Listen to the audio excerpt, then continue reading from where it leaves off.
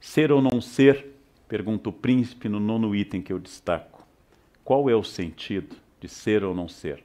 O verbo to be, vocês sabem que em inglês pode ser tudo. Pintar, serzir, remendar, bordar, adicionar. O verbo to be é o primeiro e único verbo que os professores de inglês ensinam a vida inteira na escola. Porque ser ou não ser pode ser traduzido, como fazem alguns tradutores recentes, por existir ou não existir. Cada época diz uma leitura.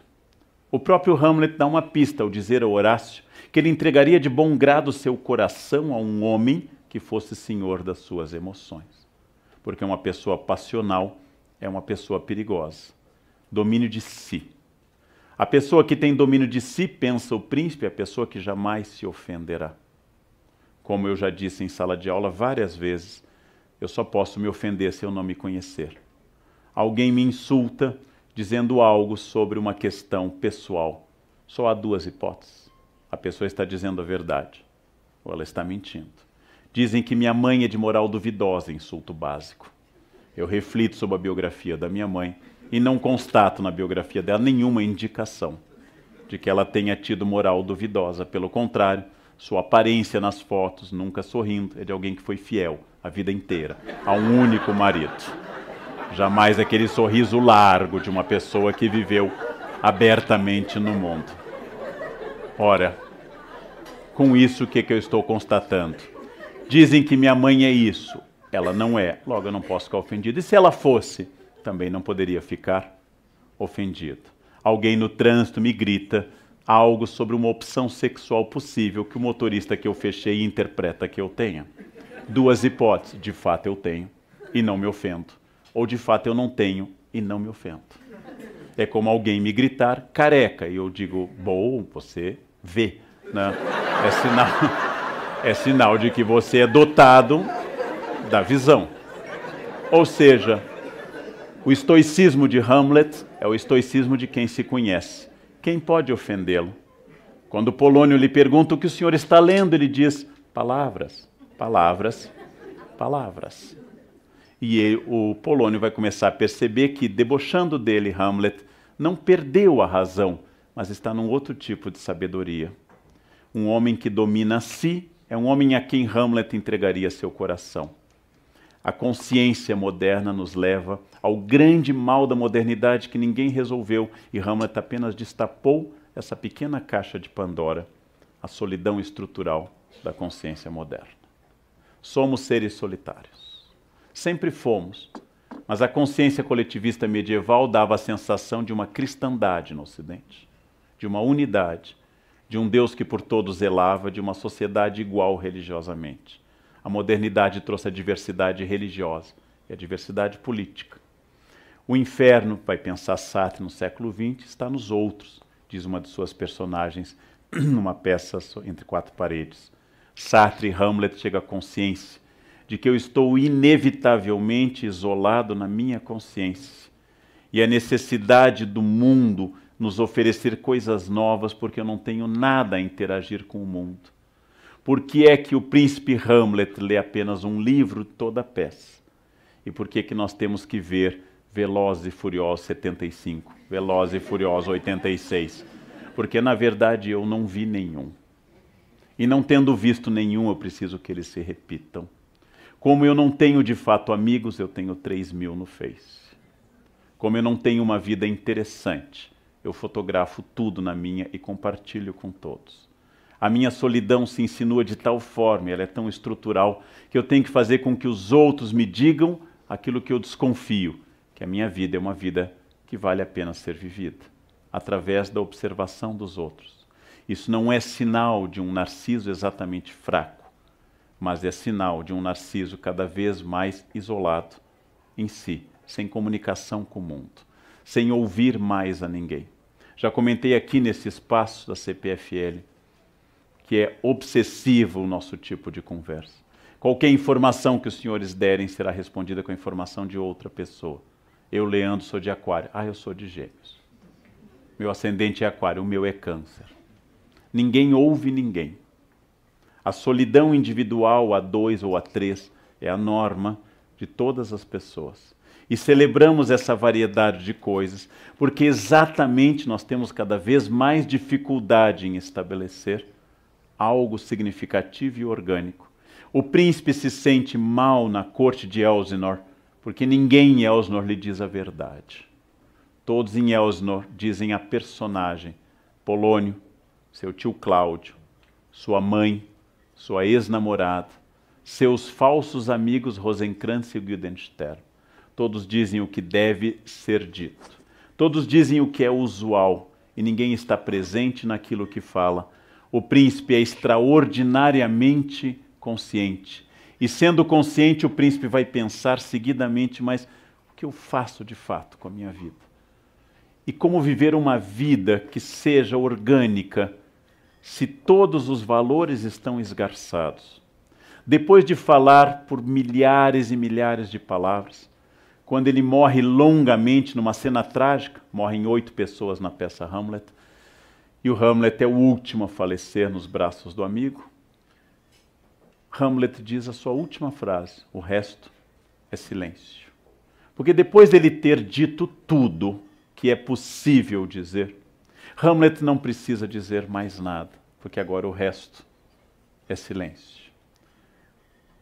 O que Hamlet parece dialogar conosco é que se as dores que nós inventamos, dores financeiras, dores físicas, dores de problemas familiares, fossem o disfarce de uma grande dor maior. A dor que nós não conseguimos nominar. Por isso estabelecemos dores laterais. Por isso estabelecemos que eu esteja bem ou não naquele dia. Hamlet diz exatamente que esta dor nasce do fato de que todos naquela peça, em quase 4.500 versos, estão dizendo a ele o que ele deve ou não deve ouvir, e não exatamente o que as coisas são. Hamlet objetivamente está olhando para o mundo e dizendo: quando é que haverá alguém que vai me dizer o que as coisas são?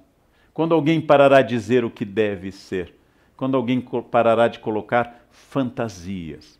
De beber muito, ele reclama da bebedeira da corte. De disfarçar sua dor.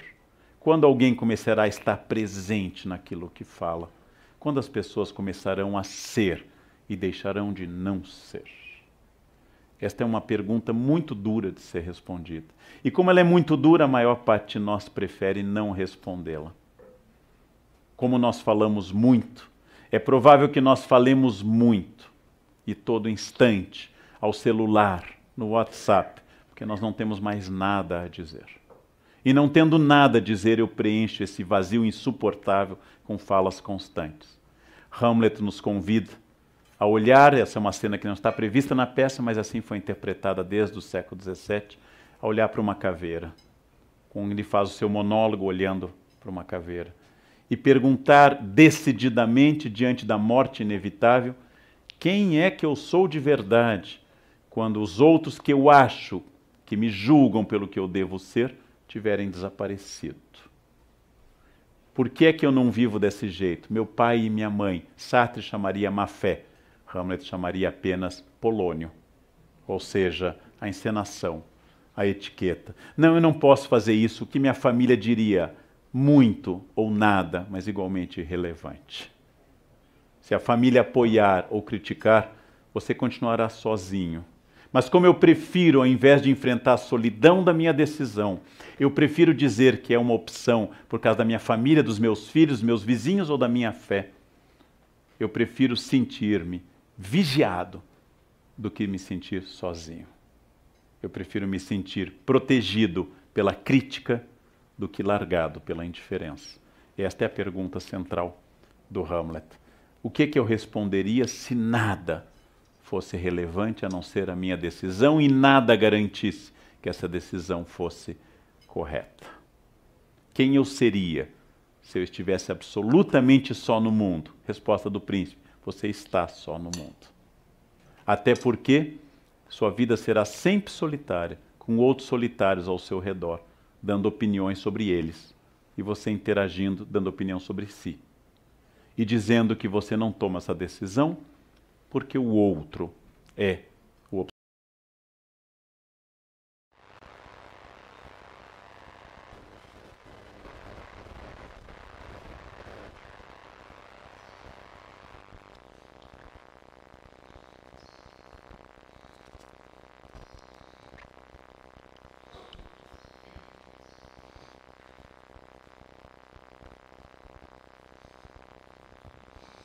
Boa tarde a todos, tudo bem?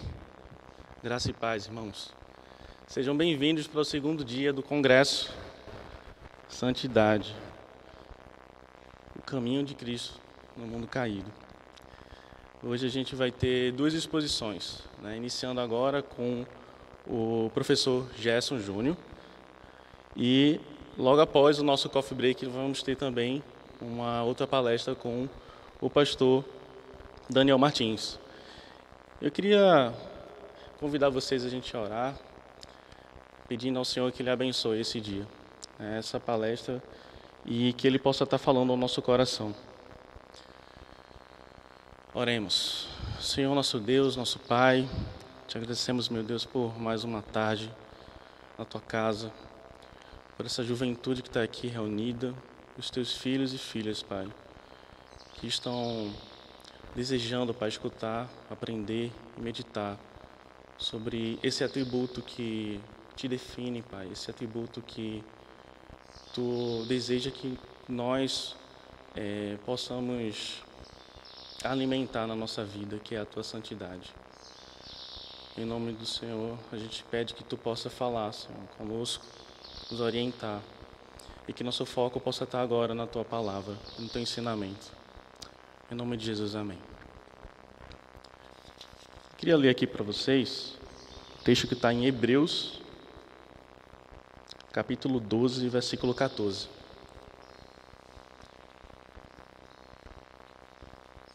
Hebreus, capítulo 12, versículo 14. Que diz o seguinte: esforcem-se para viver em paz com todos e para serem santos. Sem santidade, ninguém verá o Senhor. E também no Salmos 97, versículo 12, a Bíblia fala que alegrem-se no Senhor, ó justos, e deem graças a seu santo nome. Louvado seja o Senhor por termos a oportunidade de aprender a viver em santidade e assim alegrar o nosso Deus. Antes de eu chamar aqui o professor Gerson Júnior, eu queria lembrar para vocês que vamos ter um momento de perguntas. Então, a equipe vai disponibilizar aqui um QR Code, você pode acessar pelo QR Code.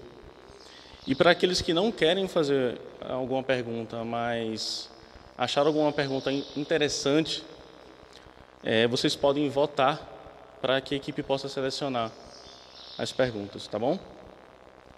E também, a gente está aqui com a Livraria Genebra aqui na nossa quadra, e eles trouxeram vários livros muito interessantes sobre vários assuntos. E a gente destacou aqui para vocês o Exercite-te na Piedade, de Jerry Bridges, o Castigo Eterno, de Arthur W. Pink, e Em Busca de Deus, a Plenitude da Alegria Cristã, de John Piper. Esses e outros títulos vocês vão poder dar uma olhadinha lá atrás. E também a gente trouxe aqui a camisa do nosso irmão Maicon, que está ali na mesa vermelha, das 5 solas.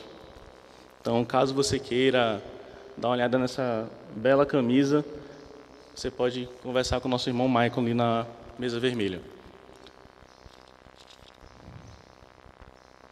Eu queria agora apresentar o nosso preletor, doutor e mestre em filosofia, graduado em teologia, membro da Igreja Reformada, professor Gerson Júnior. Pode vir aqui, professor, para a gente fazer a oração. Vamos orar pela mensagem. Senhor, nosso Deus, nosso Pai, louvado seja o Teu nome, Senhor. Que nesse momento possamos estar com o nosso foco na Tua palavra. E a partir do Teu servo, Senhor, e do Teu Espírito Santo, nós possamos aprender mais, Senhor, sobre a Tua santidade e como podemos nos esforçar a sermos santos, Pai, e Te alegrar. Em nome de Jesus, pedimos pelo Teu servo. Amém.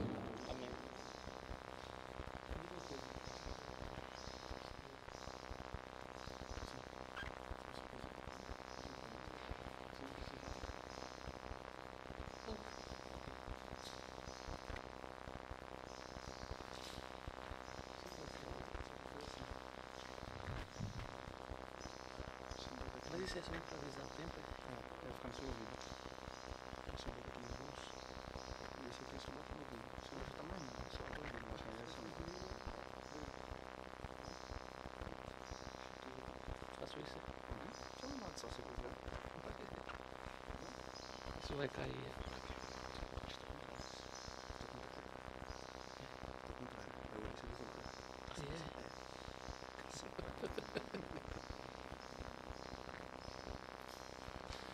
Boa tarde a todos.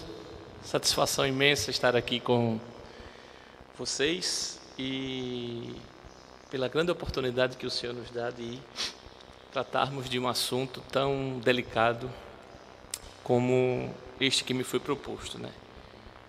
Agradeço ao conselho desta igreja, agradeço especialmente aí vou chamar de liderança da juventude, né? O Congresso da Juventude, quem está organizando esse evento, pelo convite que me fora feito, e espero em Deus que a nossa tarde hoje seja abençoada com a palavra do Senhor.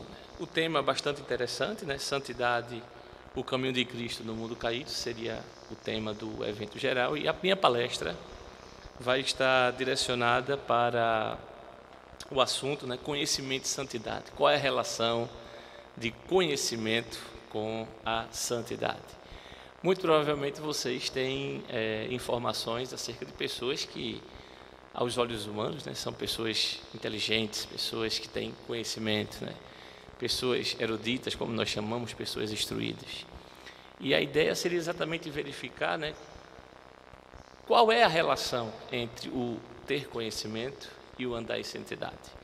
Tem nenhuma relação, tem tudo a ver, é um pouco isso que nós vamos tratar nesta tarde com vocês, ok? Vamos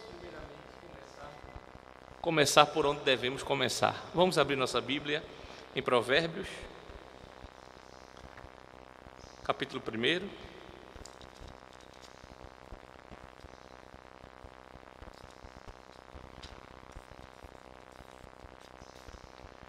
E o verso 7.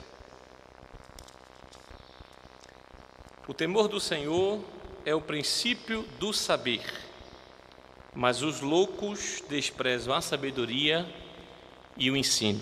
Tá certo? Se pudesse partir, eu ficaria apenas com a primeira parte. O temor do Senhor é o princípio do saber. Em algumas traduções é um princípio da sabedoria, ok?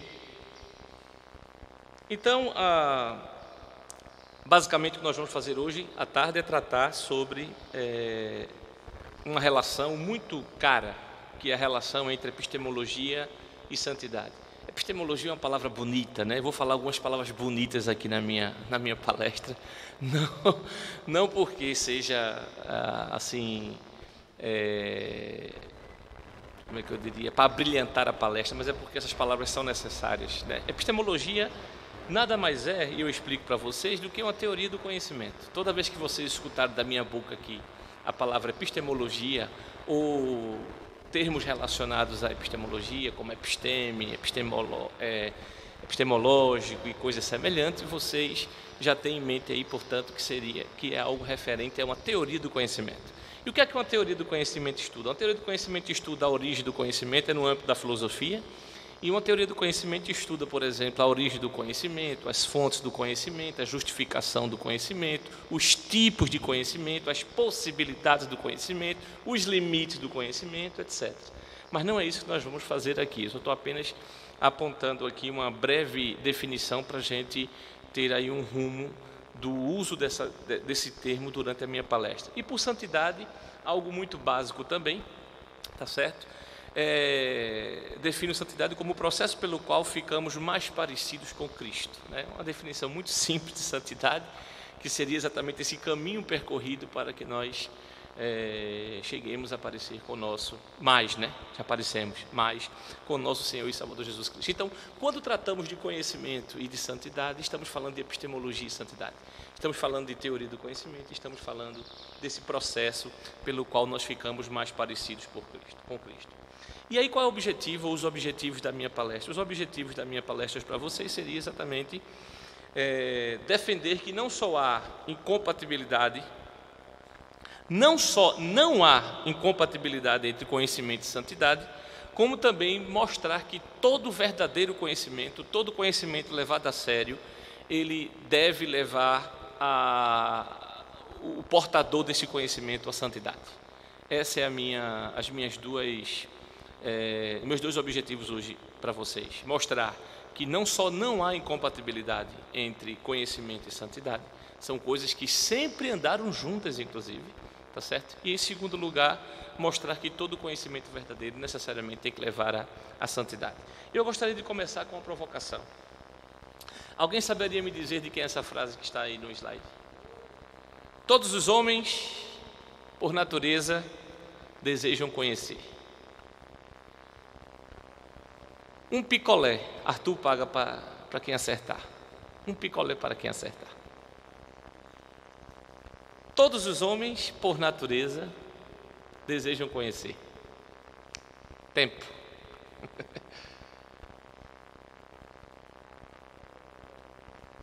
Acabaram-se os minutos, melhor, os segundos, né? Foi Aristóteles. Aristóteles tem um livro chamado Metafísica, um livro importantíssimo para a história da filosofia. E neste livro, logo no primeiro livro, a obra de Aristóteles, Metafísica, é dividida em livros, o primeiro livro da obra, que seria o primeiro capítulo nosso, começa exatamente com essa frase que eu acabei de colocar para vocês aí.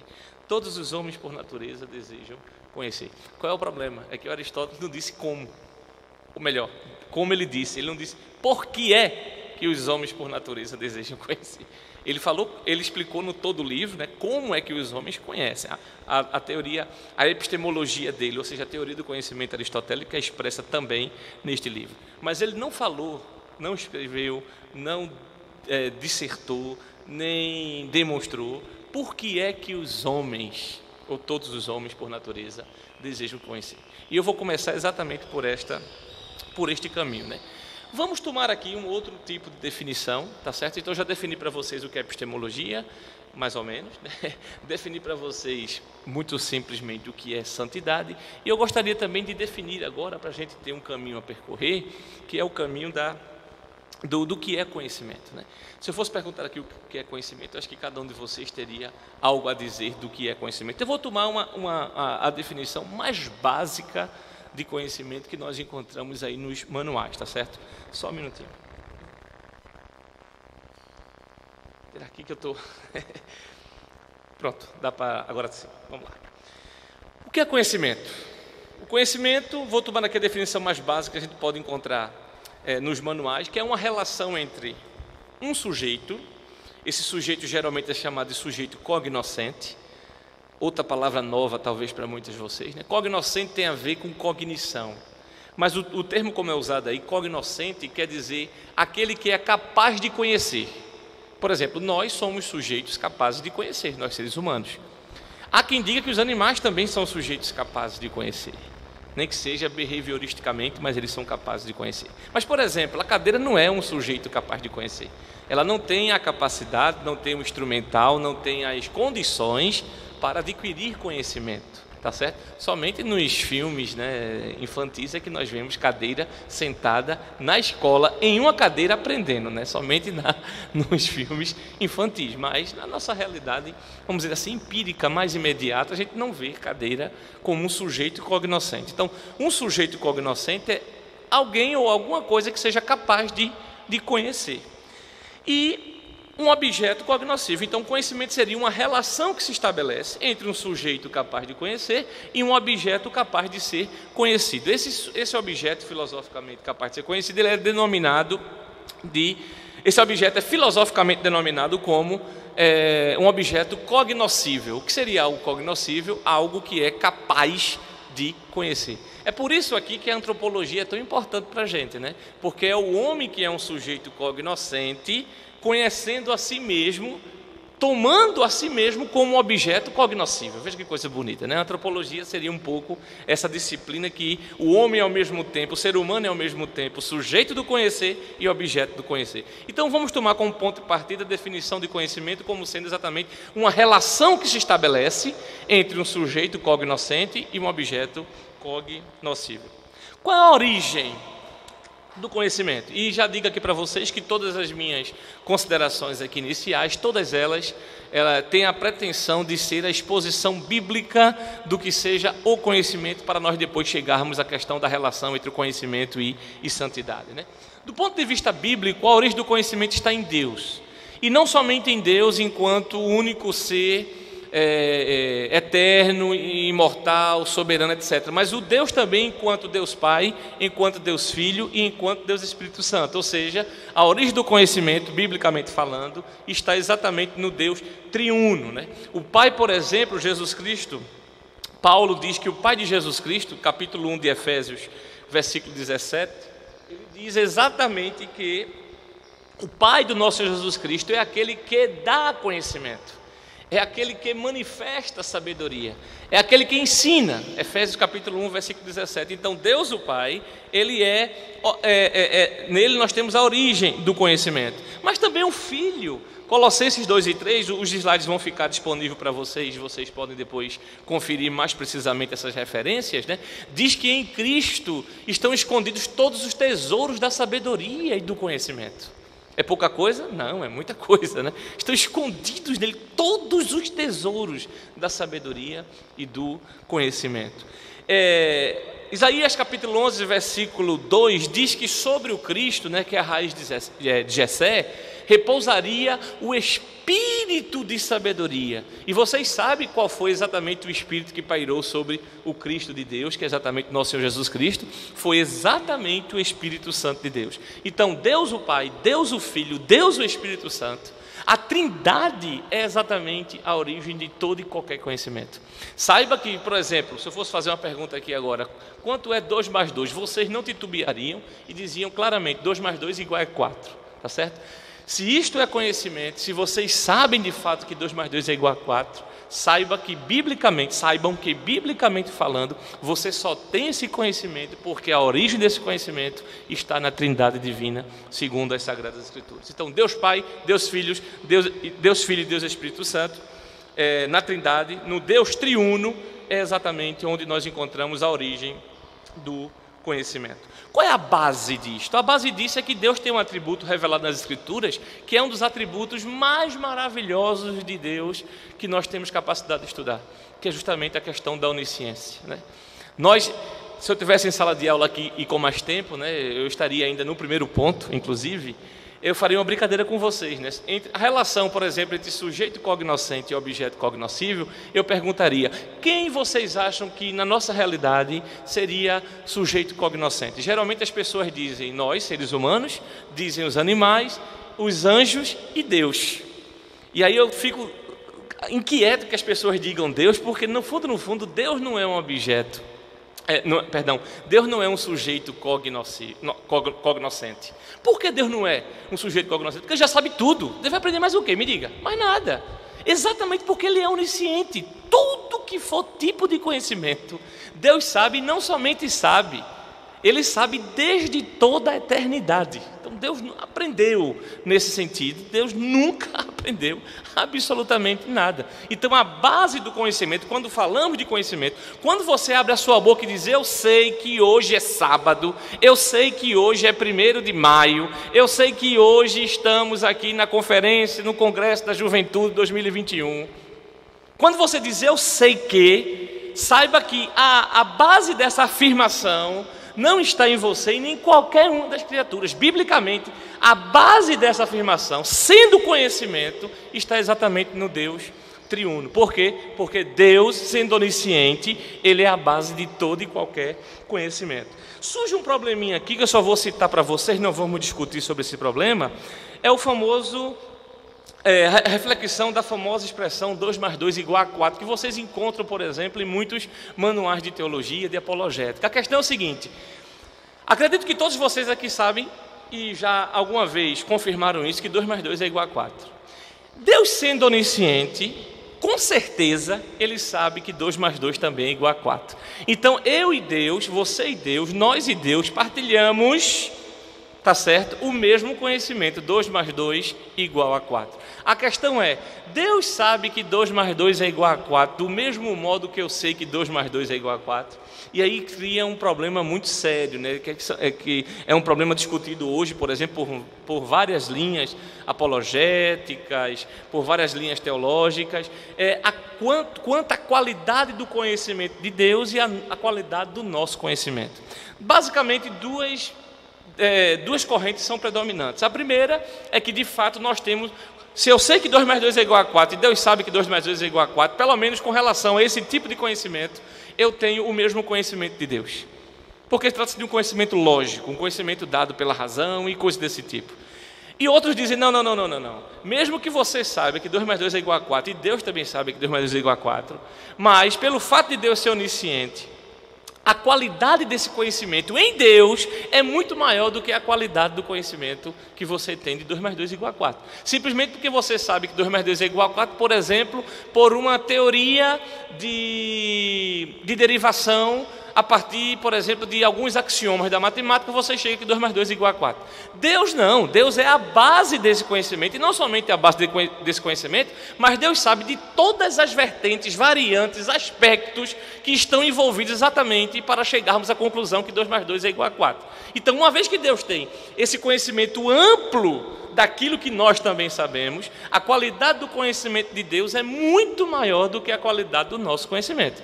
Se nós sabemos que água é H2O, a fórmula química da água é H2O, e Deus, obviamente, que criou, sabe também que a fórmula química da água é aquilo que nós chamamos de H2O, então eu sei que água é H2O, Deus sabe que água é H2O, mas a qualidade do conhecimento de Deus em relação ao meu conhecimento é muito superior.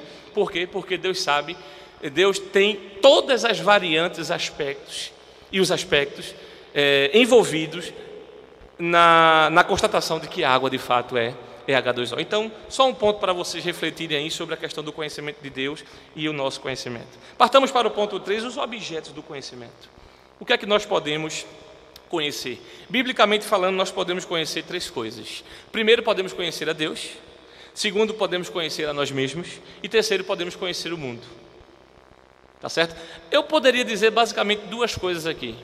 Podemos conhecer a Deus e o resto.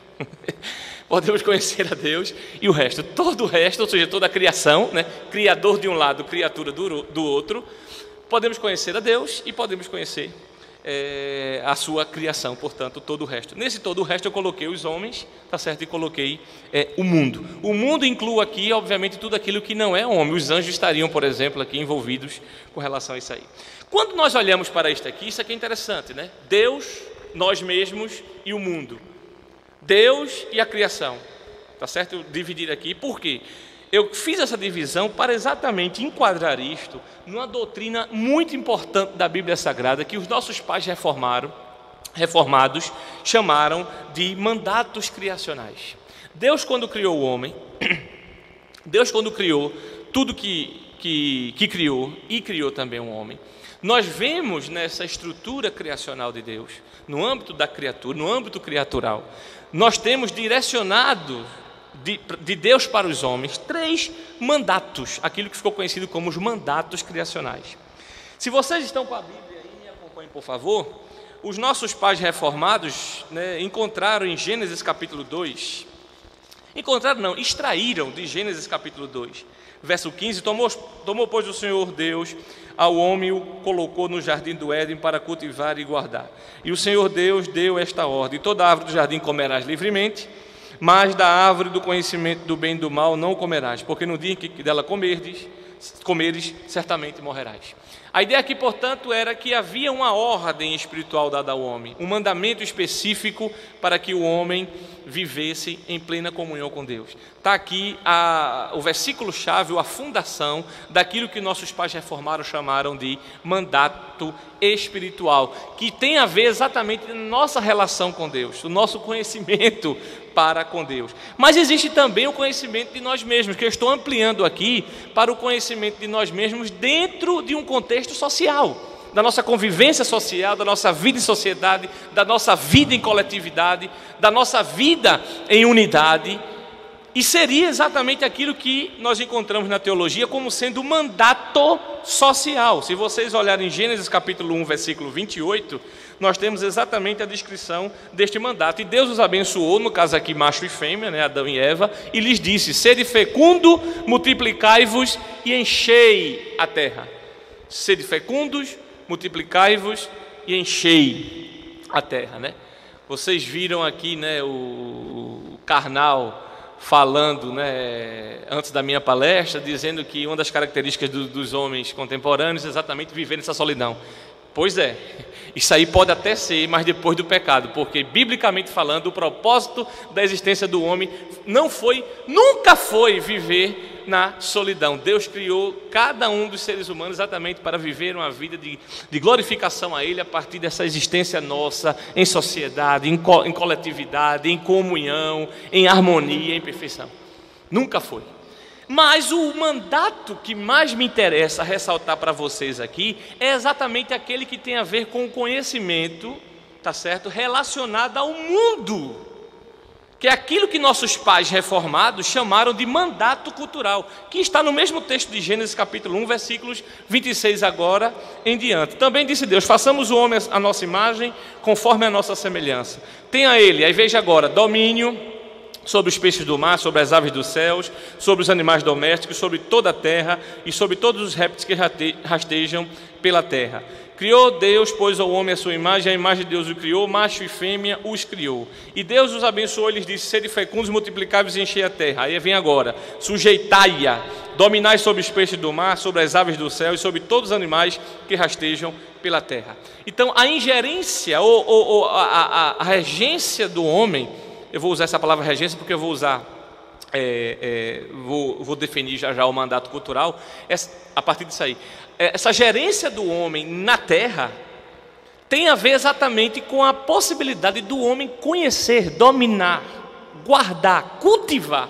São as palavras bíblicas. Obviamente, quando a gente escuta hoje, né, e principalmente os militantes da ecologia, quando escuta essa palavra de sujeitar a terra, de dominar a terra, isso é muito agressivo para os ouvidos do homem do século 21. Mas a Bíblia usa a palavra sujeitar, nesse contexto aqui, a palavra sujeitar e dominar, com uma máxima manifestação de cuidado. Conhecer para cuidar. Não tem nada a ver com o sentido pejorativo que eles próprios atribuem à palavra. Biblicamente, Deus não criou o homem para explorar a terra nesse sentido que eles entendem. O sujeitar, o dominar aqui, é exatamente conduzir da melhor maneira possível. Então, Deus seria glorificado na maneira como um homem trataria a terra. E nós vamos ver um exemplo claro disso já, do que era o homem dominar, por exemplo, sobre os animais. Vamos ver já com o texto que nós vamos ler aqui. Então, o mandato mais, vamos dizer, relevante que interessa para nós aqui é exatamente o mandato cultural, exatamente porque a ideia de conhecimento que nós vamos tratar hoje aqui é exatamente esse conhecimento, vamos dizer, científico, esse conhecimento histórico, esse conhecimento das coisas do mundo. Nós não vamos acerca do mundo, melhor assim. Nós não vamos tratar aqui do conhecimento diretamente para Deus, só en passant, né, vamos dizer assim. E com relação a nós também, vamos focar nesse conhecimento acerca do mandato cultural.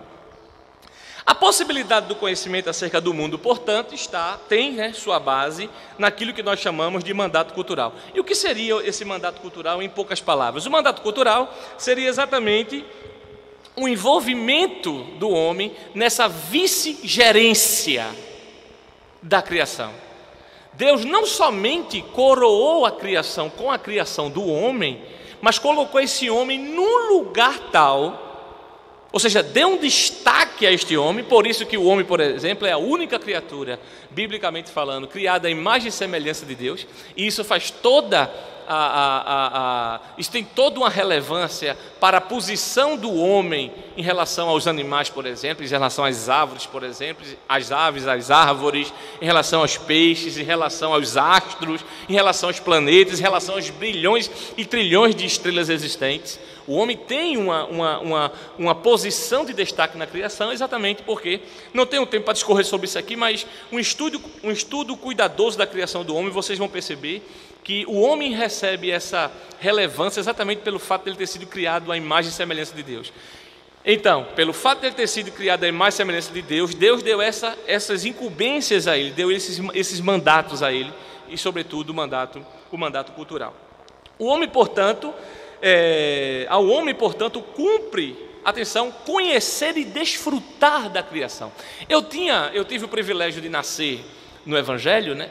E eu tinha, nas minhas inflexões infantis, né, eu tinha uma visão assim muito utópica do que era o Éden. Na minha cabeça o Éden era tudo de bom, e era mesmo tudo de bom, né? Mas na minha cabeça, por exemplo, o homem passava o dia todinho ali debaixo de uma rede, debaixo da bananeira. Eva, minha filha, traga aí uma uvinha para a gente comer aqui, minha filha, traga aí, vá. Eva, vamos ali no rio tomar um banhozinho, minha filha. Mas não, se a gente olhar com cuidado o registro dos capítulos 1 e 2 de Gênesis, falando sobre a criação do homem, o homem, por exemplo, foi colocado no jardim para trabalhar. O homem teria que cultivar, o homem teria que guardar o jardim, o homem teria que dominar a terra, o homem teria que sujeitar os animais.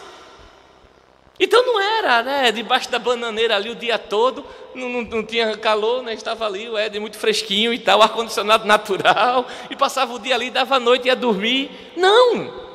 O homem foi criado com propósitos, e um desses propósitos, ou pelo menos dois deles, mais diretamente ligado ao homem, é o de conhecer e de desfrutar de toda a criação.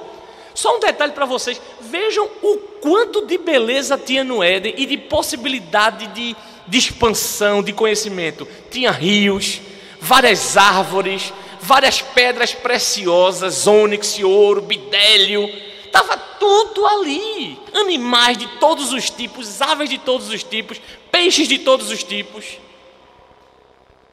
O homem teria que conhecer isto. Então Deus criou o homem para conhecer a sua criação. O mandato cultural, portanto, é o que justifica o trabalho que nós fazemos hoje, por exemplo. O envolvimento do cristão, por exemplo, com área como a política, como a educação, como a artes, como o lazer, como a tecnologia, como a indústria, com tudo. Com tudo aquilo que tem relação com a criação de Deus. Cinema, teatro, o que você imaginar. Confecção de máscara, confecção de cadeira, habilidades para fazer projeção, tudo isso aqui é mandato cultural. Pelo mandato cultural, Deus colocou a humanidade em uma relação singular com a criação. Qual é essa relação singular? Dominar, sujeitar, guardar e cultivar. Como eu falei para vocês, nenhuma dessas palavras, biblicamente falando, tem um aspecto negativo que os ecologistas contemporâneos admitem a essas palavras. E não somente isso, viu? Deus nos deu aos homens, Deus nos deu todas as condições para nós conhecermos tanto a Ele, quanto a nós mesmos, quanto ao mundo. Por exemplo, Deus nos deu razão. Nós temos inteligência, capacidade criativa, imaginação, capacidade de associação. Veja que coisa linda. Deus nos deu um corpo, gente. Vou falar em corpo, inclusive. O que seria da minha garganta se eu não tivesse braço agora, ou corpo? Aliás, se eu não tivesse corpo, nem garganta eu teria, né? Obviamente. E garganta faz parte da nossa... Mas veja, vocês, eu julgo que quase todos ou todos vocês aqui, arrisco dizer, almoçaram hoje, né? Agradecer a Deus pela alimentação. Veja, colocar caroços de feijão na boca, uma carne bem assada, sei lá, um arroz integral, tá entendendo? Sei lá, uma salada. Veja quantas coisas Deus nos deu e nós desfrutamos isso por meio do corpo. Então Deus nos deu um corpo, nos deu sentido, nos deu visão, conhecemos as cores pela visão. Veja que coisa linda. Conhecemos o frio e o quente pelo toque, conhecemos o afeto pelo abraço, carinho. Então Deus nos deu um corpo, Deus nos deu sentimentos, emoções, vontade. nos deu estímulo para conhecermos. Então, no ato da criação, Deus capacitou o homem, deu com todas as condições para que o homem de fato conhecesse tanto a Deus, quanto a ele próprio e ao próximo, quanto ao mundo. Era esse o propósito de Deus, um dos propósitos de Deus com a criação do homem. Continuo. Nesse caso, aqui é que vem a chave da coisa e talvez o cerne da minha palestra hoje. O conhecimento, que é a relação entre um sujeito cognoscente, como eu defini lá em cima, e um objeto cognoscível, eu vou tirar essas palavras complicadas, que é a relação entre sujeito e objeto. Se insere, todo e qualquer conhecimento, ele se insere dentro de uma relação muito mais significativa, que é aquilo que eu estou chamando aqui exatamente da relação pactual através do mandato cultural. Biblicamente falando, relação entre sujeito e objeto é uma definição filosófica de conhecimento. Biblicamente falando, conhecimento é uma relação pactual. E vocês sabem que pacto está ligado à aliança, pacto está ligado a comprometimento, pacto está ligado a deveres, pacto está ligado a direito. Mas nós não vamos falar isso aqui. Então veja como modifica agora. Então todo e qualquer conhecimento é uma relação entre sujeito e objeto, pode se admitir assim tranquilamente. Mas essa relação sujeito e objeto faz parte de um construto, de um âmbito, de um campo muito maior, que é justamente o âmbito e o campo daquilo que nós chamamos de mandato cultural ou relação pactual. A Confissão de Fé de Westminster, confissão adotada por todas as igrejas presbiterianas do Brasil e no mundo, diz no seu capítulo 4, tá certo? Da criação, na seção 2, vejam o que a confissão diz, que a reverberação, exatamente, ele falei de corpo, ele ficou preocupado, viu gente? Já tinha 2 copos d'água aqui, ele trouxe mais 2. Muito bem. Na seção 2 do capítulo 4, veja o que a confissão de fé ensina, reverberando o ensino das Escrituras.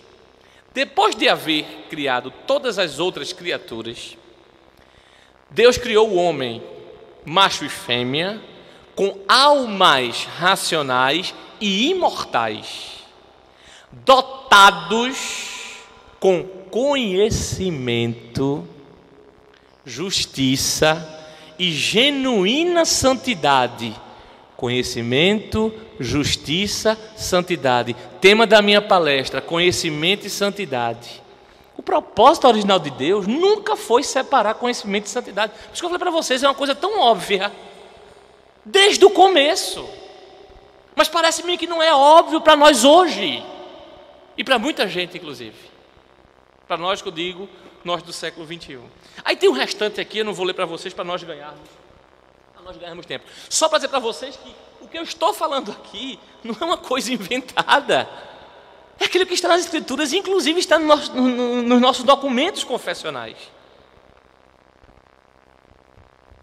Vamos atacar, portanto, tendo agora esse pano de fundo, vamos atacar, portanto, mais diretamente o nosso tema, que seria conhecimento, conhecimento e santidade. Então eu passo agora a afirmar primeiro meu objetivo lá. Não há qualquer incompatibilidade entre conhecimento e santidade. Nenhuma. O Richard Dawkins, o famoso ateu inglês, militante do ateísmo contemporâneo, ele, por exemplo, diz claramente, nos seus livros, principalmente em Deus no Delírio, ele diz claramente que é incompatível um cientista ser um cristão ou um cristão ser um cientista. É incompatível. Ele não entende que conhecimento está ligado à santidade, porque ele não tem esse pano de fundo do mandato cultural, de Deus como Criador. Ele nega, ele milita contra a existência de Deus.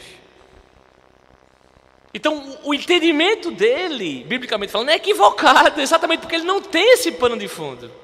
E eu gostaria que isso ficasse bem forte em nossa consciência hoje, em nossos corações, inclusive, como diz a Bíblia, mente e coração. Não há qualquer incompatibilidade entre conhecimento e santidade.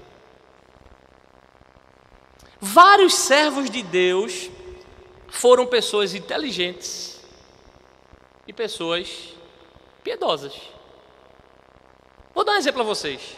Adão, antes do pecado. Já está dizendo, antes do pecado, tinha pecado nenhum, né? Abram comigo Gênesis 2, 19 e 20. Tem alguém aqui da biologia? Tem alguém aqui da biologia? Ciências naturais? Muito bem. Adão deveria ser o patrono das ciências biológicas. Ou das ciências naturais. Eu disse Platão, foi. Eu disse Adão, não foi? Porque às vezes eu confundo. É Adão, minha gente. Tem nada a ver com Platão, não. Viu? Adão. Adão fez aquilo que muitos biólogos hoje passam a vida fazendo. Veja capítulo 2, 19 e 20.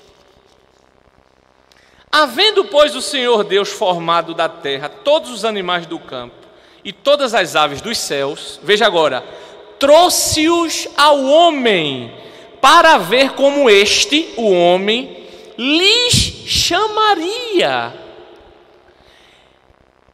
E o nome que o homem desse a todos os seres viventes, esse seria o nome deles.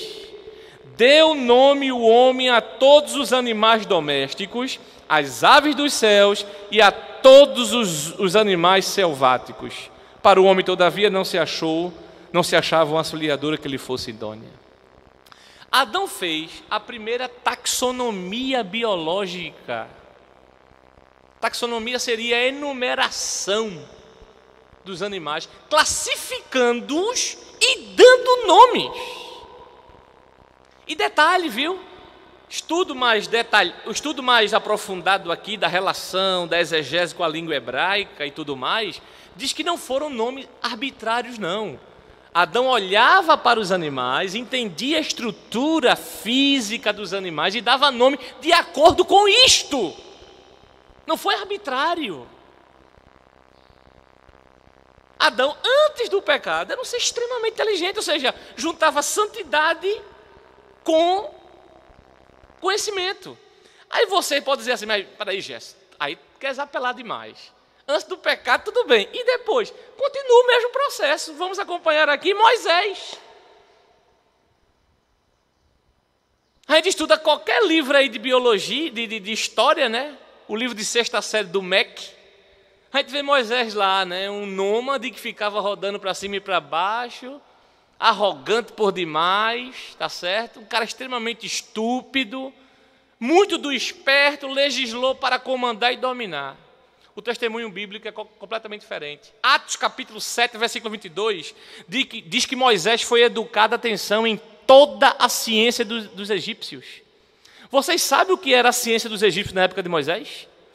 Em plena construção das pirâmides, os cálculos matemáticos e as engenharias utilizadas para fazer aquelas pirâmides. Vocês sabem que Moisés foi criado pela filha de Faraó, então teve acesso a todo tipo de conhecimento, do bom e do melhor, no Egito. E, no entanto, foi um homem de Deus, o maior talvez de todos os profetas. Não há incompatibilidade bíblica entre santidade e conhecimento. Vamos, Daniel, Sadraque, Mesaque e Abednego. Daniel capítulo 1, versículos 1, versículo 3 e 4. Disse o rei Aspenaz, chefe dos seus eunucos, que trouxesse alguns dos filhos de Israel, tanto da linhagem real como dos nobres, jovens sem nenhum defeito, de boa aparência, atenção, instruídos em toda a sabedoria, doutos em ciência, versados no conhecimento, e que fossem competentes para assistirem no palácio do rei e lhes ensinasse a cultura e a língua dos caldeus. E ninguém tem dúvida da piedade de Daniel. Aliás, vocês sabem dos grandes episódios na vida de Daniel, de Sadraque, Mesaque e Abednego. O episódio da fornalha de fogo, o episódio logo no capítulo 1, que ele se nega a comer os manjares do rei. Deus o abençoa de maneira tal que ele se torna 10 vezes mais sábio do que os mais sábios e encantadores da Babilônia, que era quem detinha o conhecimento e o poder naquela época. E foi um jovem extremamente piedoso. Conhecimento e piedade nunca foram incompatíveis. Lucas era médico, por exemplo, e foi um escritor bíblico. Foi um homem inspirado por Deus para escrever Bíblia. Lucas, o médico amado. Então, nunca na Bíblia nós temos incompatibilidade entre conhecimento e santidade. Ora, se ela é a nossa única regra de fé e prática, hoje também não deve haver nenhuma incompatibilidade entre conhecimento e santidade. Mas eu chego lá. Do ponto de vista bíblico, conhecimento nunca foi uma realidade apenas intelectual e teórica. Aqui é que está o problema de muita gente. Que as pessoas pensam que conhecimento é o saber. Pensa que o conhecimento é apenas essa dimensão cognitiva, epistêmica, teorética. Biblicamente falando, não.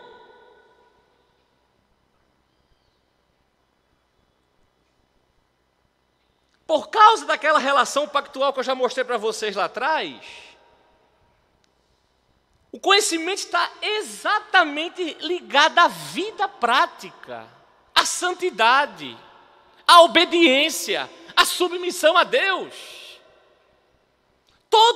Biblicamente falando, todo conhecimento que o homem tem deve levá-lo a Deus. Porque Deus é o Criador de todas essas coisas. Deus se manifesta, eu vou falar sobre isso já, na própria criação. Então qualquer conhecimento da criação me remete diretamente ao Criador. Mas não é isso que se faz hoje. Já dizendo para vocês aqui, quase que a totalidade da ciência no mundo hoje excluiu Deus de suas explicações. Aí desse ponto de vista, obviamente, não tem ligação nenhuma entre conhecimento e santidade, vida prática. Não tem. Então o cara pode ser um doutor, um perito, mas o cara é um estúpido, é um arrogante, é um mentiroso, é um promíscuo. Porque não tem ligação entre conhecimento e vida prática. Não tem ligação entre conhecimento e obediência a Deus. Não tem ligação entre conhecimento e submissão a Deus. Não tem ligação entre conhecimento e piedade e santidade.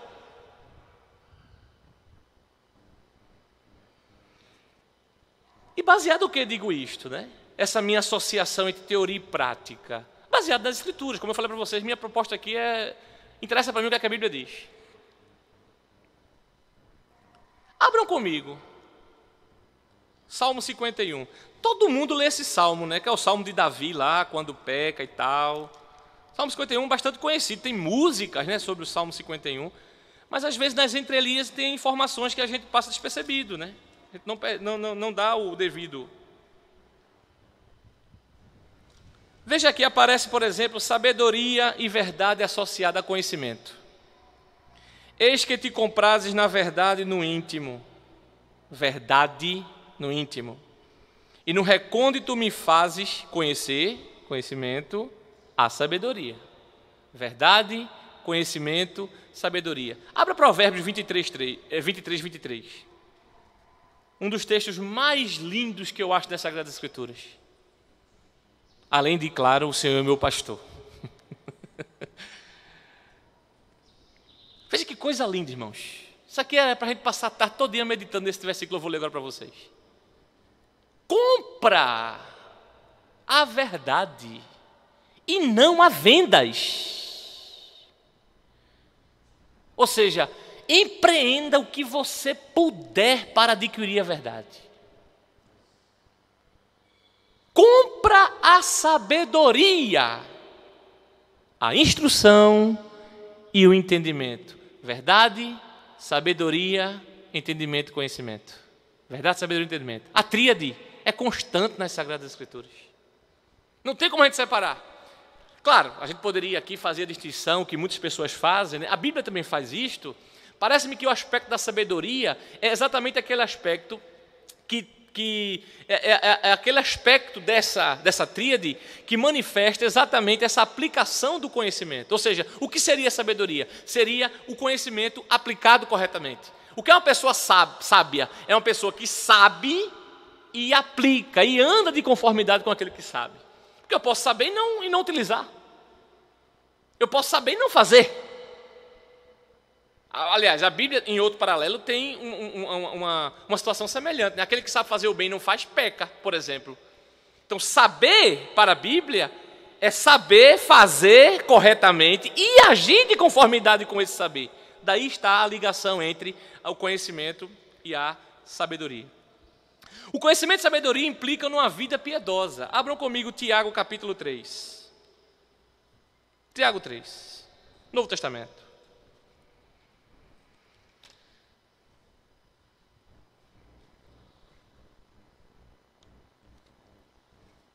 Quem dentre vós é sábio e inteligente?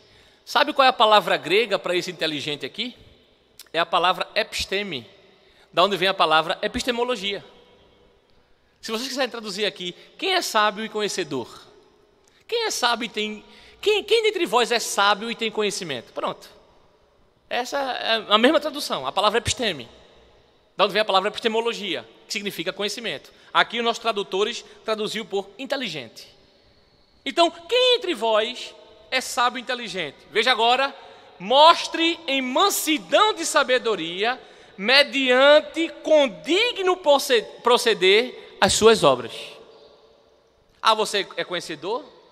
Demonstre pelas suas obras. Obras de sabedoria, obras piedosas, obras de santidade, obras que glorifiquem a Deus. Conhecimento, santidade. O resto vocês leem em casa. Conhecimento implica em piedade, conhecimento implica em santidade. Adiantem um pouquinho algumas páginas bíblicas, vamos para 2 Pedro 1. Logo depois aí de Tiago é Pedro. Versículo 3.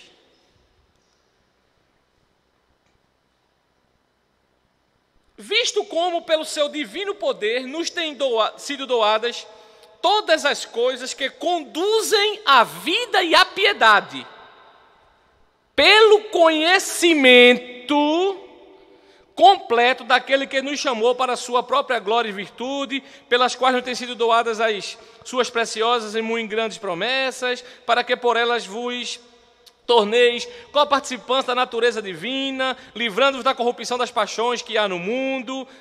Continua aqui o texto, dando uma série de características de aspectos de santidade. Conhecimento que nos leva à piedade, conhecimento que nos leva à santidade. Mas claro, você pode estar se perguntando aí, mas irmão Jé, se o senhor fizer uma exegese desse texto, o senhor vai descobrir que esse conhecimento aí não tem nada a ver com o conhecimento da matemática, da física, da química, da biologia. Está falando do conhecimento de conhecer a Deus, irmão Gerson. O senhor não está misturando as coisas, não? Essa é a minha pergunta para mim mesmo. Já digo que não. Por quê? Porque o princípio é o mesmo. Ora, se o conhecimento de Deus me leva à santidade, imagine qualquer outro tipo de conhecimento. É exatamente isso, gente. Que é extremamente importante isso aqui que eu vou falar agora. É exatamente isso que Paulo está condenando em Romanos, no capítulo 1. Vamos abrir? Romanos 1. Ou seja, Paulo está condenando lá que o conhecimento que os homens têm da criação conduz esses homens a Deus. Mas esses homens, por injustiça, por maldade, por perversidade, por rebeldia, por desobediência, por impiedade, eles rejeitam esse conhecimento. Romanos 1, verso 18 diz: a ira de Deus se revela do céu contra a impiedade e perversão dos homens que detêm. Veja, eles detêm a verdade, não é pela mentira, eles detêm a verdade pela injustiça. Eles são injustos.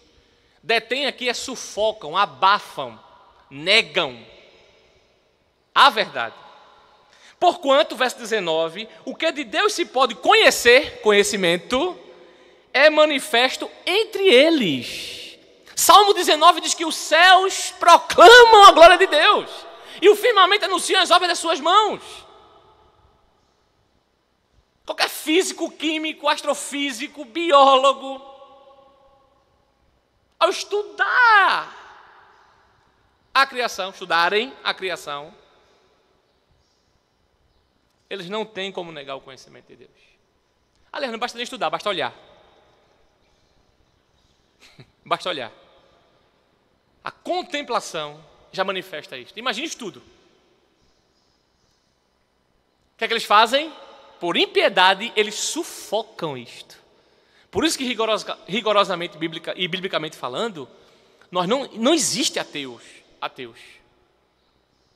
Diz o ímpio no seu coração é que não há Deus. Ele é que diz a si próprio que não existe.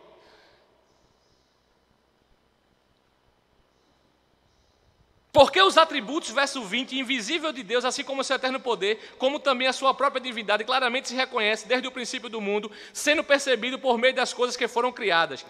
Tais homens são, por isso, indesculpáveis.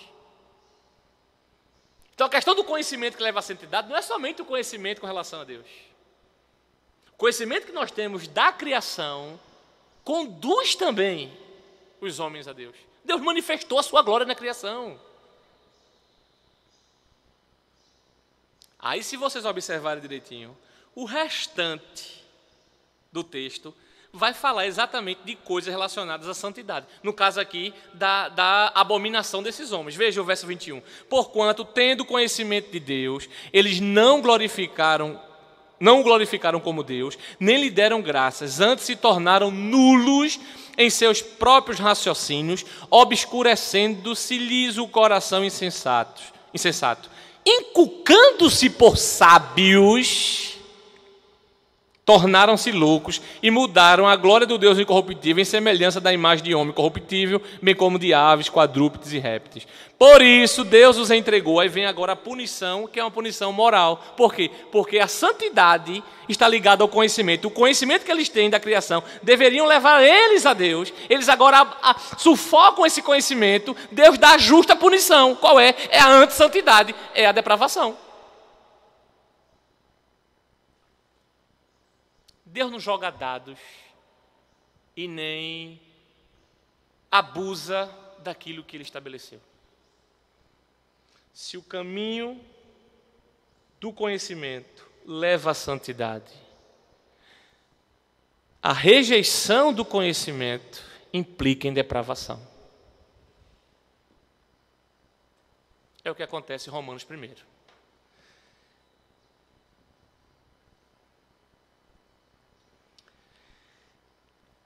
Não é à toa, eu deixei para o final de propósito,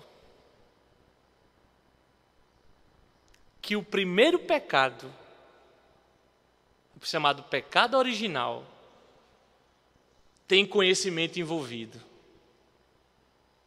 Nunca pensaram nisso?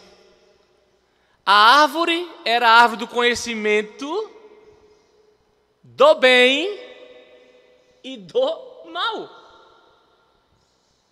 A santidade e a pureza de Adão estava relacionado a um mandamento de Deus de não comer uma árvore que era do conhecimento do bem e do mal. E qual foi o pecado em termos epistemológicos falando, em termos nessa linguagem que a gente está usando aqui? Simplesmente este, né? Adão quis ser independente de Deus. Ou seja, independente epistemicamente. Ele queria conhecer por si próprio. Ele queria ser o limite do que é o conhecimento e do que não é conhecimento. Precisava Adão fazer aquilo, gente. Deus criou Adão em perfeito conhecimento. A gente leu aqui. Em santidade, em pureza. Sendo que esse conhecimento de Adão, e todo conhecimento, como nós já vimos, dependem de Deus porque Deus é onisciente. O que foi, em termos epistemológicos, aquela atitude de Adão? É dizer, eu não quero mais Deus como a base do meu conhecimento. Eu quero ter o meu próprio instrumento de conhecimento. Eu vou comer da árvore.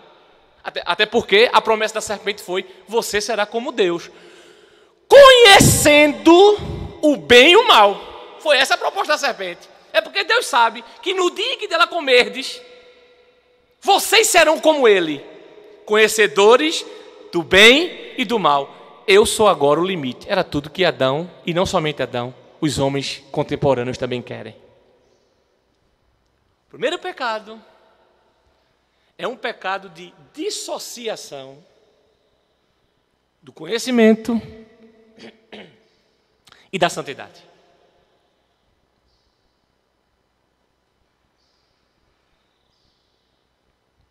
Não é preciso ler o texto não, né? A gente já sabe de cor, né? A gente já leu inclusive 2.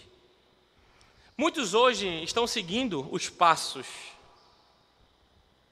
do seu pai Adão. Muitos hoje não reconhecem Deus como a fonte primária do conhecimento. Colocam a matéria, colocam a experiência, colocam a racionalidade. Veja os gregos. Veja o iluminismo. A razão como aquela superpoderosa. Só faltava a razão fazer café, mas fazia o resto tudinho. A razão era a base da moral, a razão era a base da educação, a razão era a base da política, a razão era a base da convivência social, a razão era a base da religião. Acabou-se, Deus estava fora há muito tempo. Veja os contemporâneos hoje, que botam os sentimentos, colocam as suas experiências pessoais como base para o conhecimento. Todos filhos de Adão. Todos filhos de Adão. E Eva, né? Não reconhecem Deus como a fonte última. Sabe por quê? Porque somente um coração convertido é que conhece Deus como a fonte última. E quem nos mostra isso é Cristo. Por isso que todo nosso pensamento, nossa razão, nossa vida tem que ser jogada aos pés da cruz.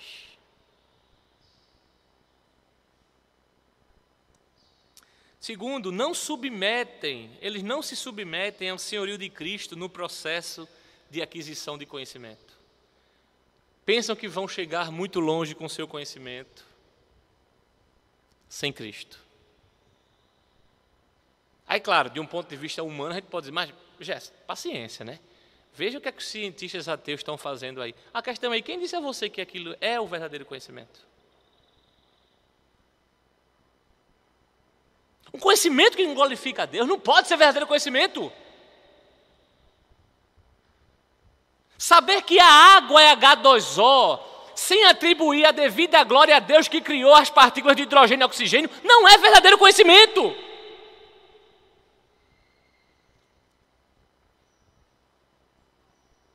Saber que os objetos caem quando soltos, numa velocidade constante de 9,8 metros por segundo ao quadrado.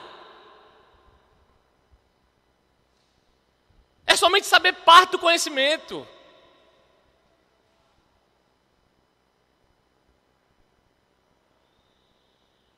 Só se completa quando sabemos que um Deus Criador estabeleceu leis fixas na sua criação, e não somente estabeleceu no começo, mas as mantém pela palavra do seu poder.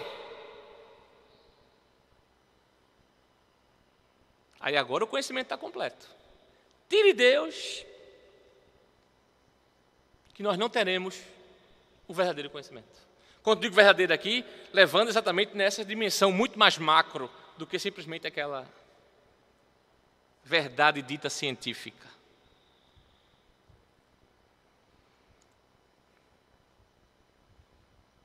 Eles também os filhos de Adão não compreendem que a busca do conhecimento deve estar inserida, nesse âmbito maior da nossa relação pactual do mandato cultural. Aqui está o segredo.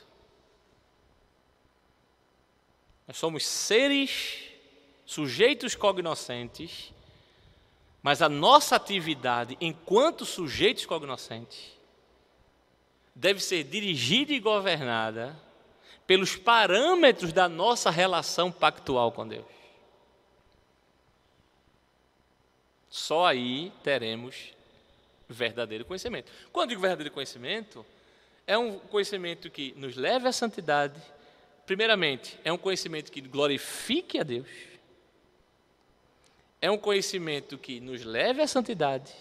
E é um conhecimento que tenha reverberações para o próximo. Cumprimento da lei de Deus plenamente. Amar a Deus sobre todas as coisas, reconhecendo que a fonte é Ele, e ao próximo como a nós mesmos, reverberando esse conhecimento para nosso bem comum. Conhecimento e santidade, dois lados da mesmíssima moeda. Espero que a gente saia nesta tarde aqui com essa convicção de que toda a nossa vida de conhecimento, ela deve ser permeada e dirigida para esse aspecto piedoso e prático exigido pelas Sagradas Escrituras. Que Deus nos abençoe, irmãos.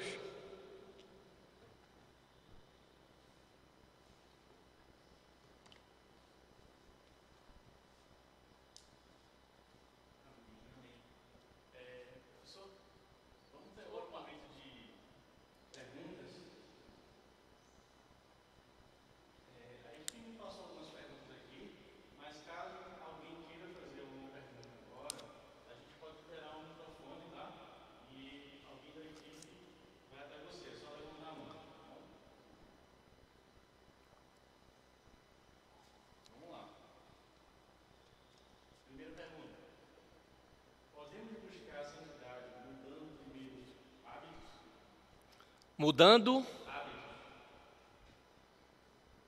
A mudança de hábito faz parte, né? Mas a mudança de hábito não necessariamente implica em santidade. Porque hábitos são coisas externas. Por exemplo, vários ateus deixam maus hábitos e isso não implica em santidade. Vários agnósticos, vários relativistas. Então, biblicamente falando, a questão da santidade ela tem a ver com parâmetros muito mais internos do que externos, embora que há reverberações disto para o exterior, né? Mas a santidade ela começa no coração, né? Aliás, nós temos exemplos bíblicos dos fariseus que faziam externamente tudo bom, tudo bonitinho. Oravam mesmo, viu, gente? Oravam nas praças, está entendendo? Faziam jejuns, está lá, davam esmolas, está lá escrito. Jesus olha para eles e diz, vocês são legal, um sepulcro caiados, né? Sepulcros caiados. Ou seja, por fora, olha, show de bola. Vocês usam até a lei de Deus na roupa. Está aí os 10 mandamentos, ó. Olha que maravilha. Mas dentro, internamente, é um poço de ossos, um poço não, né? Uma vala de ossos podres. Então, a mudança de hábito não necessariamente implica numa santidade, né? Por isso a gente não pode julgar pelo exterior. Pelo exterior não se pode demonstrar que a pessoa é santa ou não, né? É mais uma atitude mesmo do coração, embora que manifeste exteriormente, né? É verdade. Próxima pergunta. Por que muitos irmãos, ao se aprofundarem em autores ortodoxos, têm migrado para o catolicismo? Pois é, esse é um fenômeno, né, que tem acontecido. Eu nunca estudei profundamente, mas eu tenho notícia de pessoas, e está público isso na internet, né? Pelos parâmetros aqui do que eu expus para vocês, né, eu entendo que o que falta aí é talvez uma rendição mesmo ao senhorio de Cristo, né? E talvez acreditar mais em proposições humanas do que propriamente a verdade da palavra de Deus. Então, na verdade, eu entendo que pode haver mais de um fator. talvez não seja nem um estudo propriamente dito. Ele não passou para lá porque estudou os ortodoxos, tá certo? Eu acredito que pode ter vários fatores envolvidos, que não somente a assimilação dos conteúdos do que foi citado, né? Mas, em sendo isto, eu acho que faltou aí, no caso, o filtro, né? O filtro do senhorio de Cristo, e em confronto com aquilo que ele leu, com a palavra de Deus, né? Para fazer o julgamento adequado e devido, né? Por outro lado, eu entendo também que isso pode ser fruto de desculpa a expressão, uma moda, né? De vez por outra você encontra assim, passou-se já, por exemplo, a moda do G12, a moda dos desigrejados, está chegando essa moda agora, daqui a pouco já teve as modas dos liberais, alguém começar a ser liberal e não, por exemplo, o católico romano, né? Eu entendo também que há modismo, há muitas coisas de modismos aí, mas o assunto é sério, tá certo? É sério, e eu acho que tem a ver com vários fatores. Em sendo esse do estudo, pelo que eu falei aqui para vocês nessa tarde, tem a ver sobretudo com essa falta de filtro do que se está lendo, do que se está estudando, à luz daquilo que as Escrituras dizem. Entendi. Alguém quer fazer alguma pergunta, pessoal? Não? Então eu vou ler mais uma aqui. Como fazer entender no meio acadêmico que as ênfases políticas e vocacionais da educação atual não ensinam o aluno a pensar, sabedoria, nem lhe ensinam o que fazer, virtude, mas o que pensar, doutrina política, e como fazer, vocação utilitária, e que isso pode não produzir uma sociedade melhor? Difícil. Eu não tenho, apesar de ser da área acadêmica, né, e ter licenciatura, eu não tenho uma leitura mais abrangente das propostas pedagógicas, né, que são feitas. Mas, olhando para o estado atual da nossa educação, é possível a gente ter um raio-x, né? E é basicamente isso que o autor ou a autora da pergunta fez. Temos esse problema sério da nossa educação. Eu vou falar da educação aqui brasileira, né? Essa educação brasileira, na minha opinião, está cheio de limites mesmo, né? Não tem essa proposta de ensinar ao pensar, embora que as propostas pedagógicas ou propostas político-pedagógicas que nós temos hoje, elas se revestem dessa prerrogativa, né? De, olha, não, nós estamos ensinando o aluno a pensar. Mas o que é esse ensinar a pensar, né? Quando nós vamos, por exemplo, ver a questão mesmo dos conteúdos que são ministrados e a forma como isto é ministrado, nós percebemos que, embora esteja no papel que a proposta é para ensinar a pensar, parece-me que não é mesmo ensinar a pensar, né? Defende-se um tipo de autonomia que não é, ao meu ver, uma autonomia correta do aluno. Defende-se processos pedagógicos que, ao meu ver, também não são processos pedagógicos que levem e atendam aquilo que eles pretendem. Então, assim, a minha leitura é, de certa forma, negativa também. Concordo aí com a pergunta. Agora, como demonstrar isto?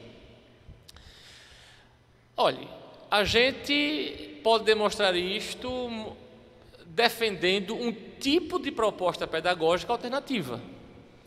E é isso, por exemplo, na minha opinião, humilde inclusive opinião, que estamos tentando fazer. Quando digo estamos, os crentes de uma maneira geral, né, estão tentando fazer quando lançam uma proposta, por exemplo, de um homeschooling, quando lançam uma proposta associada em métodos que não são esses métodos educacionais predominantemente defendidos hoje, né, são métodos alternativos. Quando nós optamos por uma proposta educacional dita mais conservadora, que aposte na educação clássica, com determinados padrões de procedimentos, etc, etc. Então, uma maneira da gente dizer não a isto é a gente propor, de fato, uma alternativa, né? Uma educação cristã mesmo, né? No sentido estrito do termo, porque ter colégio cristão ou ligado à igreja não implica dizer que a educação é cristã. A gente tem que acabar com essa ilusão. Não é porque o nome da escola é o nome de um pastor que a escola, ela fornece uma educação cristã. Não. Não é porque a escola tem capelão, por exemplo, né, ou faz culto, que ela está ministrando uma educação cristã. Nós temos que acordar para isso. E os pedagogos e pedagogas cristãos, eles têm que estar atentos a isso. Ou seja, botar o nome da escola, professores cristãos, não implica dizer que a educação está sendo cristã. A educação cristã, ela é fruto de uma cosmovisão cristã, muito mais abrangente. E essa cosmovisão envolve conteúdo, essa cosmovisão envolve metodologia, essa cosmovisão envolve novos parâmetros de avaliação, essa cosmovisão envolve novos procedimentos de interação, essa cosmovisão envolve novos métodos didáticos. E quando eu digo novos, na verdade são os antigos, eles estão na palavra de Deus. O provérbio está cheio de metodologia, de aprendizagem, de ensino e aprendizagem, de avaliação. Então é extrair da palavra de Deus princípios que justifiquem uma proposta político-pedagógica. Isso é uma proposta de educação cristã, literalmente, né? Então, e claro, a base de tudo isso, como eu falei para vocês aqui hoje, está no mandato cultural e vai chegar em Deus enquanto trindade, né? Então, é um pouco isso. Eu alinho que há, de fato, na minha opinião, uma deficiência muito grande nos modos de educação que nós temos, nos parâmetros educacionais que nós temos na educação brasileira, e que a nossa resposta a isso deveria exatamente lutarmos por propostas alternativas, criticar, mas também ter propostas alternativas, né? Esta seria a ideia de uma escola genuinamente cristã, né? Parece-me que a escola não está conseguindo fazer isto, e aí vem a alternativa do homeschooling, que vocês sabem, teve várias discussões a respeito disso, né? Mas é uma área assim que eu não tenho muito aprofundamento, tenho me interessado ultimamente por esta área, mas ainda estou em muitas leituras incipientes, né? Espero que Deus me ajude para a gente aprofundar e talvez numa próxima eu responda mais satisfatoriamente. Amém. Alguém tem alguma pergunta? Não? Então eu queria agradecer a disponibilidade do professor e eu queria que o senhor fizesse uma oração para encerrar esse momento. Ótimo. Por favor. Sim. Vamos orar, irmãos. Senhor Deus, fonte e origem de todo conhecimento, nós te louvamos por esta tarde tão bela, Senhor, que tu nos concedeste, estarmos aqui reunidos livremente, sem pressão, sem grandes problemas, e pela disposição que tivemos, Senhor, em abrir a Tua Palavra e meditar em temas tão significativos para a nossa vida. Ajude todos aqueles que aqui estão, para que essas verdades que foram aqui faladas possam estar em nossa mente, em nossos corações, e que possamos crescer, Senhor, em santidade, através da aquisição e na busca de todo e qualquer conhecimento. Primeiramente, conhecimento de Ti, Senhor, que és o único Deus verdadeiro. Depois, conhecimento de nós mesmos e da nossa relação com o nosso próximo. E por fim, Senhor, conhecimento acerca de tudo que existe na maravilha da Tua criação. Ajuda os jovens que aqui estão, no âmbito universitário e acadêmico, no âmbito formativo, que eles possam estudar, Senhor, e fazer o seu curso para a Tua glória. Que eles possam se dedicar, que eles possam ser competentes, que eles possam se esmerar naquilo que eles estão fazendo, mas também que eles não percam, Senhor, este pano de fundo tão glorioso, que é a nossa relação pactual contigo, mediante o mandato cultural. Que todos os estudos, trabalhos, pesquisas, aulas, provas, exames, leituras, seminários, resumos, resenhas, possam glorificar o Teu nome, Senhor. e que aquilo possa ser um meio pelo qual eles também possam se aproximar mais de Ti. Confiamos na verdade da Tua palavra, de que não podemos separar, Senhor, conhecimento de santidade. Então pedimos que o Senhor nos ajude, para que através do cumprimento dos nossos ofícios no mandato cultural, nós possamos assim parecer mais, cada dia mais, com o nosso Senhor e com o nosso Salvador, Jesus Cristo. E é no nome dele que nós te oramos, te agradecemos e te pedimos tudo isto. Amém. Amém. Professor, a gente queria dar uma lembrança para o senhor. No nome do Ministério de Juventude. A gente também entregou ontem para o reverendo Daniel. Eu acabei não mostrando para vocês como é a canequinha.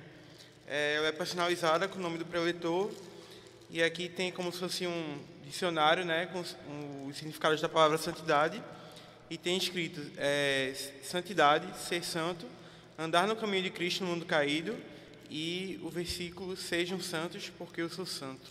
E aí a gente queria estamos entregando, na verdade, para todos os preletores, como uma forma de gratidão, né, pelo convite que foi aceito, já que essa palestra, esse congresso, na verdade, ele está sendo feito de maneira totalmente gratuita e eles não estão cobrando nada.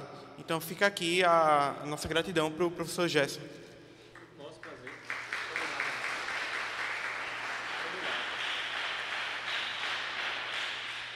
Fazer uma declaração pública aqui, viu, gente? Inauguro hoje mesmo à noite com Coca-Cola. Pessoal, queremos convidar vocês para um coffee break aqui na saída. Vamos ter o sorteio do livro.